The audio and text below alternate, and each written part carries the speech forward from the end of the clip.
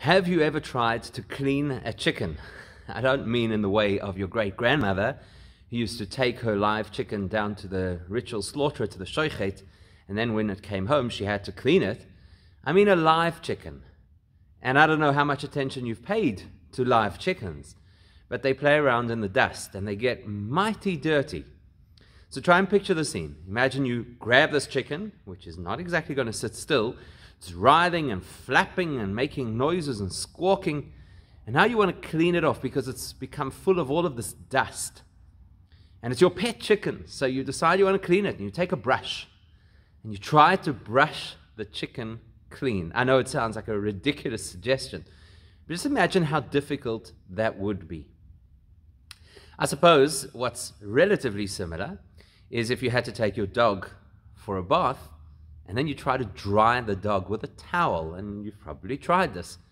And we all know that, I suppose, with enough effort and perseverance, you probably could do it. You could clean the chicken or dry the dog. But what's both frustrating on the one hand and I suppose helpful on the other is when they decide to do it for themselves. So your dog gives one shake of its body and water goes flying everywhere, and half the drying is done. And the same thing with the chicken. The chicken flaps its wings and all the dust goes flying, and the next thing you know, the chicken is clean. Isn't it interesting that all of our efforts, which could take an incredible amount of time and frustration, they won't come anywhere close to the effort of the chicken itself or the dog itself. Now, I heard this metaphor years and years ago when I was in yeshiva.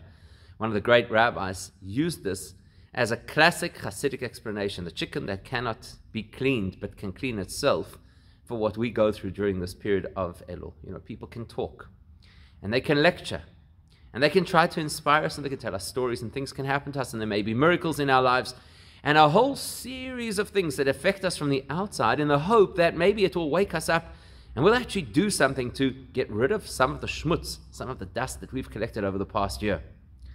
But it's tedious, and it's largely ineffective. But the minute a person chooses of their own accord to do something, to shake themselves up a little bit, the dust goes flying everywhere. And it makes an incredible difference to who I am and what level of spiritual cleanliness I have. The expression we use for that in Hasidus, we call that hazaza atzmis. One shake, one move, one awakening that makes all of the difference. The Talmud on more than one occasion speaks about individuals who had lived a life that was not aligned with what Hashem wanted, and then because of a particular event at the end of their lives, they did a complete turnabout.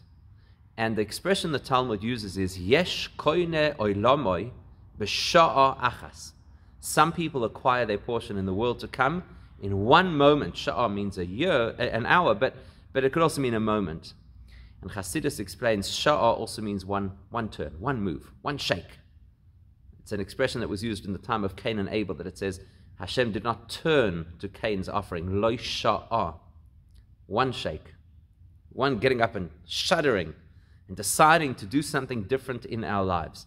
It's not about having this grand, overarching revolution in our lives. It's one movement where we shake ourselves out of our reverie and say, sure, I think I should focus differently, prioritize differently, behave differently.